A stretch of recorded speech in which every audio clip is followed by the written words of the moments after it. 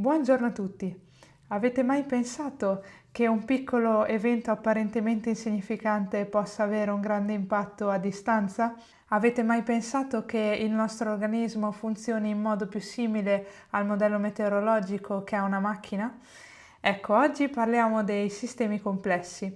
I sistemi complessi ci consentono un grandissimo passo avanti nel capire come funzioniamo noi esseri umani, quindi continuiamo nella serie di questi video sulle basi della vita e del nostro funzionamento e consentono di fare un passo in avanti anche per tutta la medicina. Infatti il modello riduzionistico e meccanicistico che veniva usato e purtroppo in realtà viene usato anche oggi, in realtà può essere integrato e superato da questa visione.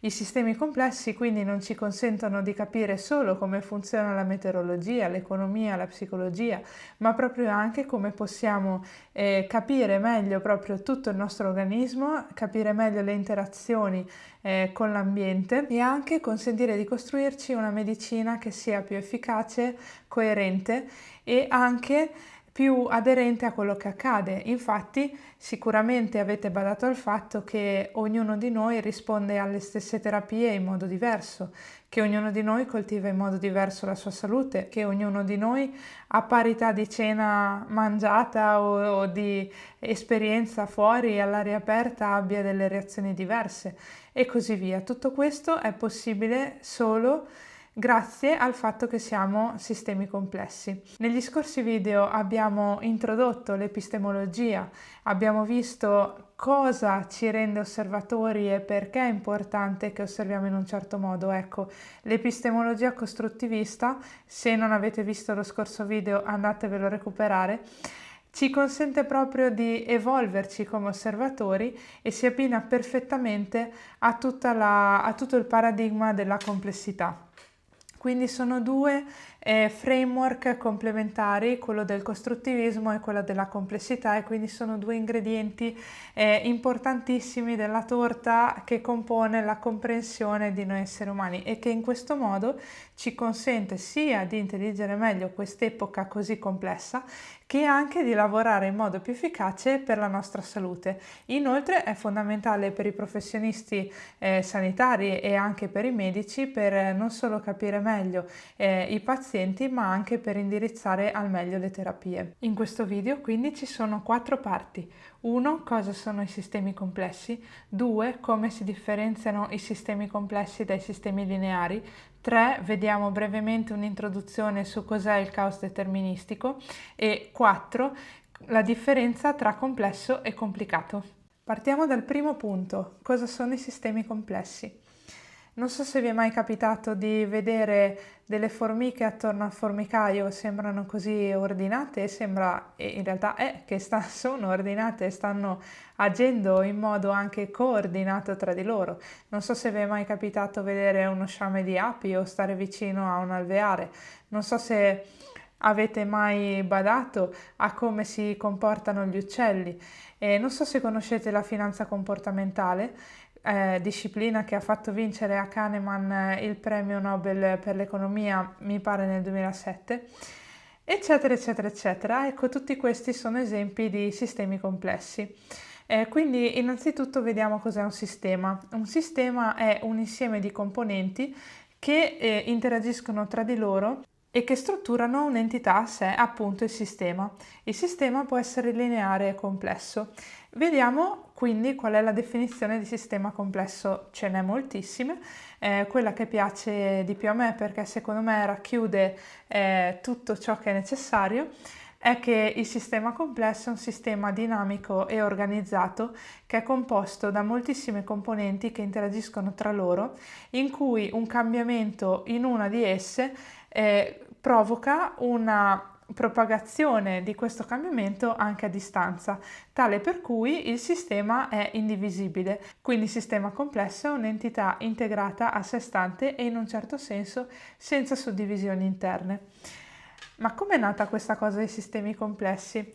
È una disciplina che è nata da una domanda retorica che Lorenz, meteorologo, ha posto a una conferenza nel 1972 e si è chiesto: può il battito d'ali di una farfalla in Brasile scatenare un uragano in Texas? Essendo la domanda retorica, possiamo immaginare che la risposta era sì. Cosa implica questo? Quindi partiamo dall'assunto: il battito d'ali di una farfalla in Brasile può scatenare un uragano in Texas. Quindi numero 1, il sistema che unisce la farfalla in Brasile e il cielo del Texas sono interagenti, no? Quindi fanno parte di un macrosistema ancora più grande, nonostante siano così distanti. La seconda cosa è che il battito d'ali di una farfalla è sufficiente a provocare un grande cambiamento a distanza. La terza cosa è che l'uragano si scatena effettivamente. E quindi ciò significa che appunto il sistema più grande è in grado di registrare il piccolo cambiamento, di perturbarsi e di reagire poi successivamente. Abbiamo visto negli scorsi video l'autopoiesi e la cognizione e quindi sappiamo già che autopoiesi e cognizione significa conoscere, deformarsi e reagire. Pare quindi che il sistema meteorologico sia in grado di conoscere il battito d'ali della farfalla, deformarsi, cioè cambiare i suoi flussi, ed eventualmente reagire. Ovviamente va precisato che non è detto che ogni battito d'ali di una farfalla scateni un uragano da un'altra parte, se no ci saremmo probabilmente già estinti. Quindi il discorso è che il battito d'ali di una farfalla può scatenare l'uragano in Texas, ma può anche non scatenarlo, quindi la maggior parte dei battiti di ali delle farfalle sono innocui e possiamo guardarli in santa pace. Questo è piuttosto rassicurante. Questo per partire, quindi un sistema complesso, un sistema dinamico, organizzato e unito, che ha tante componenti le quali interagiscono tra di loro. Dinamico e organizzato sono due parole chiave perché adesso vediamo appunto la differenza tra sistemi lineari e sistemi complessi. Un sistema lineare è un sistema che ad una informazione, chiamiamola perturbazione, reagisce appunto in modo lineare, cioè tale causa A, quindi conseguenza B. È una logica lineare, ok? Si scrive A freccia B. Sono mancina, quindi se adesso non so se viene a specchio, ma comunque sto muovendo la mano sinistra, più per questo. Lo dico anche eventualmente per i vostri neuroni specchio, nel caso avessero un qualche problema di assestamento. Quindi questa è la logica lineare. Un esempio di sistema lineare è un biliardo. Colpiamo una pallina con la nostra stecca da biliardo e la nostra pallina, a seconda della forza con cui la colpiremo, dell'angolo, eccetera, eccetera, prenderà una traiettoria e andrà, si spera, contro altre palline che andranno in buca. Quindi le altre palline, a loro volta, essendo parte dello stesso sistema lineare, si muoveranno in modo assolutamente conseguenziale. Quindi sappiamo che ad esempio se la pallina che stiamo colpendo è di fronte e noi prendiamo la pallina bianca in modo perfettamente centrato, la pallina di fronte, mettiamo che sia la numero 8, la pallina numero 8 andrà esattamente dritta. Sappiamo che se invece la prendiamo, diciamo, di striscio, avrà un angolo dipendente appunto da quello dell'impatto e poi appunto con la forza, la velocità, la quantità di moto e così via. Ecco, questo è un esempio di sistema lineare. Il sistema lineare utilizza una logica lineare di causa-conseguenza. Possiamo anche dire che è un sistema meccanicistico, quindi la stessa cosa funziona con le auto, con qualsiasi entità meccanica che avrà un moto e dei cambiamenti e dei sistemi di azione e reazione assolutamente appunto meccanici. Questo lo vediamo anche con i sistemi informatici, ad esempio noi clicchiamo il mouse e ci aspettiamo una determinata azione che fondamentalmente è sempre quella finché il computer non va in crash. Quindi c'è un input e un output. La stessa cosa che vediamo nel sistema meccanico, l'input nel biliardo è il colpo della stecca, l'output è sia il colpo sulla pallina successiva che eventualmente la traiettoria di quella pallina e eventualmente i colpi su altre palline successive. Invece un sistema che è meccanicistico, che è lineare, ma non è meccanico, ma è più informativo, la causa e la conseguenza sono l'input e l'output. Quindi l'input è il comando che noi diamo, l'output è quello che la macchina fa. Sono sistemi riproducibili dove se noi conosciamo le variabili in entrata, conosciamo anche attraverso formule o attraverso codici informatici ciò che esce, ok? Quindi c'è una prevedibilità. Nei sistemi complessi invece non è così, e questo per svariati motivi. Il primo è che a partire, come abbiamo visto dall'esempio della farfalla, a partire da un input molto piccolo si scatenano risposte potenzialmente anche molto grandi, perciò il nostro sistema non risponde in modo lineare, ma in modo potenzialmente esponenziale. Infatti si parla anche di circuiti o di ampliamento della risposta o di riduzione della risposta, quindi di circuiti autoamplificanti e di circuiti invece autoriducenti. Ok, un esempio per farvi capire meglio è la cascata di produzione dell'insulina. Sappiamo che quando noi mangiamo qualche zucchero o comunque carboidrato, per metabolizzarlo e anche per far diminuire la concentrazione di glucosio nel sangue si attiva l'insulina, che è un ormone tra i principali nostri ormoni che funzionano appunto per il metabolismo. Cosa fa l'insulina? Appunto attraverso determinati meccanismi e grazie a dei recettori per l'insulina fa sì che il glucosio ad esempio entri nel muscolo eccetera eccetera. Dovete sapere che la produzione dell'insulina non è lineare. Al crescere del glucosio appunto la curva di produzione dell'insulina è appunto esponenziale finché non raggiunge le capacità di produzione del nostro organismo, e quindi è una curva, ok? Quindi la reazione non è lineare ma è curvilinea, con curve di solito che sono complesse. Complesse nel senso che non sono esattamente esponenziali, esattamente logaritmiche, esattamente paraboliche, esattamente iperboliche, sono curve che variano. Questa è la prima cosa. La seconda cosa è quindi che il sistema è in grado di amplificare lo stimolo iniziale e di rispondere in toto. Ad esempio nel sistema del biliardo, ho parlato della pallina numero 8, magari la pallina numero 11 non veniva toccata e rimaneva lì. Nel nostro sistema anche ciò che apparentemente rimane fermo in realtà viene perturbato, quindi tutto il sistema in contemporanea in un certo senso è a conoscenza sia dello stimolo che della reazione e tutti i sottosistemi sono coordinati tra di loro. Questo è un aspetto assolutamente fondamentale e costituisce una delle basi per la medicina sistemica che poi appunto approfondiamo. Di conseguenza, l'altra differenza assolutamente da dire e imprescindibile è che il sistema complesso non risponde a una logica lineare causa A, freccetta, conseguenza B. Perché? Perché, come ho detto, tutti i sottosistemi sono integrati e coordinati tra di loro. Quindi ci sono meccanismi, anzi mi piace di più parlare di dinamiche, di relazioni tra le parti. Sono queste relazioni che rendono il sistema non lineare. E quindi, siccome sono relazioni, si parla di interferenze o di correlazioni, e quindi è molto più difficile individuare una causa diretta, un meccanismo causa-conseguenza diretto, anche se a volte ci verrebbe facile farlo. Veramente, anche mentre sto parlando, mi rendo conto di quanti esempi potrei fare e quindi di quanto questo paradigma veramente cambia la medicina. L'esempio principe che faccio per far capire quanto siamo un sistema complesso e quanto sono le relazioni tra le parti che fanno cambiare la logica, che non diventa più lineare ma diventa complessa, anche detta non lineare, è questo.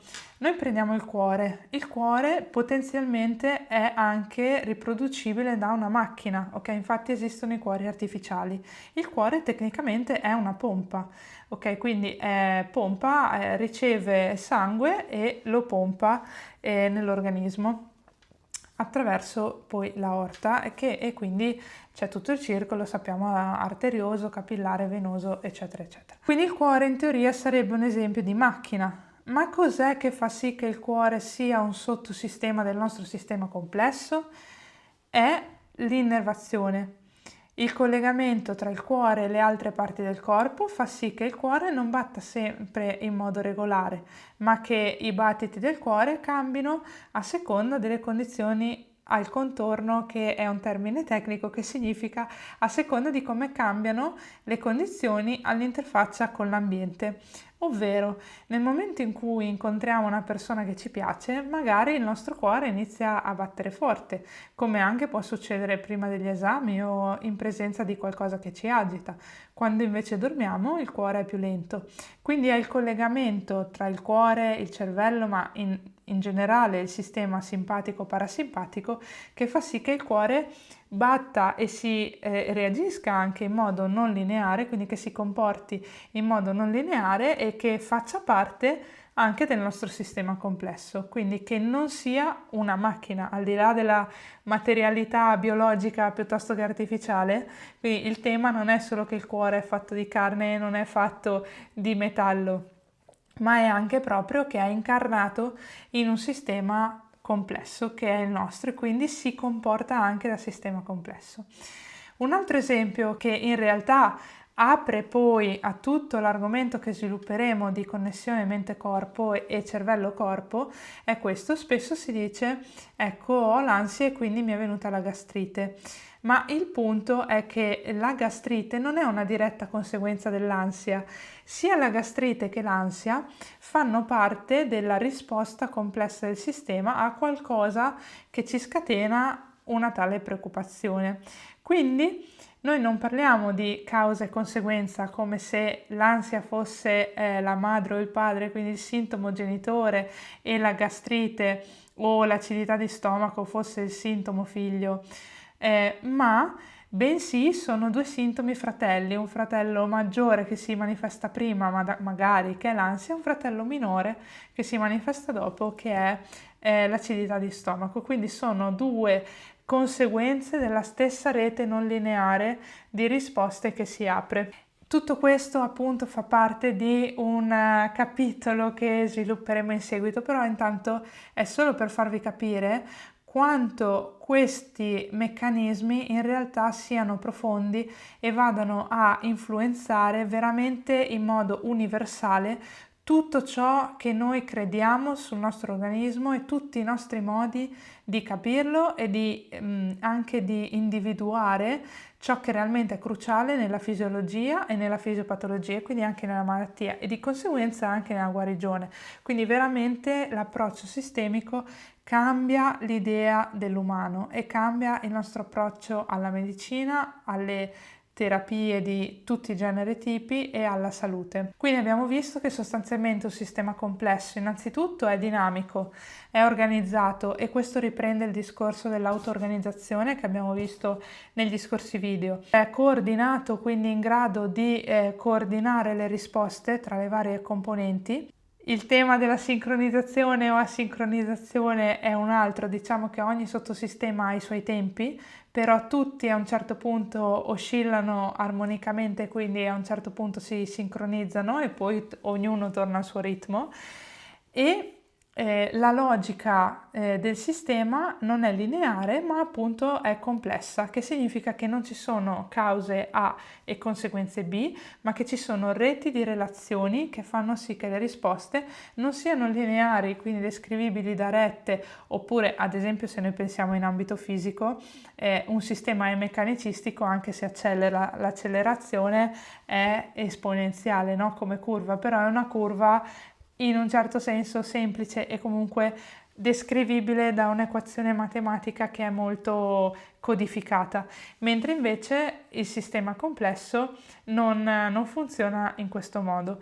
Farò poi altri video proprio su questi temi per capire meglio proprio come funziona un sistema complesso. Direi che però intanto la differenza con i sistemi lineari dovrebbe essere abbastanza chiara. Eventualmente poi nei commenti scrivetemi se avete domande oppure fatemi sapere se avete altre curiosità in merito. Possiamo passare al tema successivo. Qual è quindi la differenza fondamentale che aprirebbe a una serie di spiegazioni ancora più articolate tra un sistema lineare e un sistema complesso. Un sistema lineare, detto in altre parole, ho parlato di equazioni, è un sistema cosiddetto deterministico, cioè date certe variabili e dati certi numeri e date certe regole, il sistema si comporta sempre secondo quelle regole.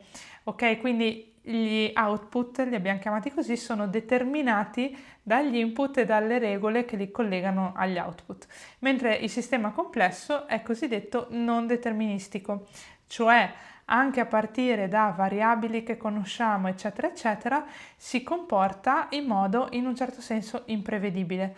Quindi noi come osservatori non riusciamo spesso né a avere proprio la misurabilità di tutte e la conoscenza di tutte le variabili e non riusciamo a prevedere le risposte, che quindi non sono deterministiche ma probabilistiche, cioè noi potremo solo calcolare la probabilità con cui il sistema si comporterà in un determinato modo. Ok, quindi si parla, lo svilupperò nel prossimo video, di caos deterministico e quindi di un insieme tra determinismo, cioè che comunque certe cose del sistema le sappiamo e certi passaggi sono comunque appunto deterministici, quindi lineari, intervallati a tutto ciò di cui vi ho parlato, quindi non linearità, esponenzialità delle risposte e così via. C'è un'altra componente fondamentale che è linguistica su questo punto, ovvero è la distinzione tra complesso e complicato, che anche è importante in quest'epoca di intelligenza artificiale, eccetera, eccetera. Allora, complesso, quindi in questo caso la parola complessità fa riferimento a tutto ciò che riguarda appunto la non linearità, il caos deterministico, l'imprevedibilità e così via. Complicato invece significa qualcosa che è difficile da spiegare.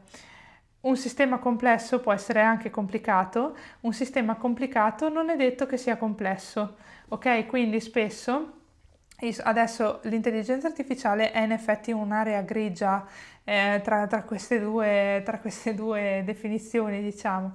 Però in generale, ad esempio, un computer, una qualsiasi macchina, prendiamo ad esempio un'astronave, ma anche solo la plancia di comandi di un aereo, ok, sono molto complicati da descrivere, ma non sono complessi perché sono comunque deterministici, cioè ci aspettiamo che quando il pilota schiaccia 3 bottoni l'aereo e la navicella facciano determinate cose, ok? Mentre invece il pilota è un sistema complesso e quindi non sappiamo esattamente come potrebbe reagire in determinate situazioni. Dobbiamo sperare che l'addestramento renda prevedibili le sue risposte nelle situazioni più complicate per l'appunto. Quindi complicato, diverso da complesso. Se questo video ti è piaciuto, iscriviti al canale e commenta appunto qui sotto e noi ci vediamo al prossimo video.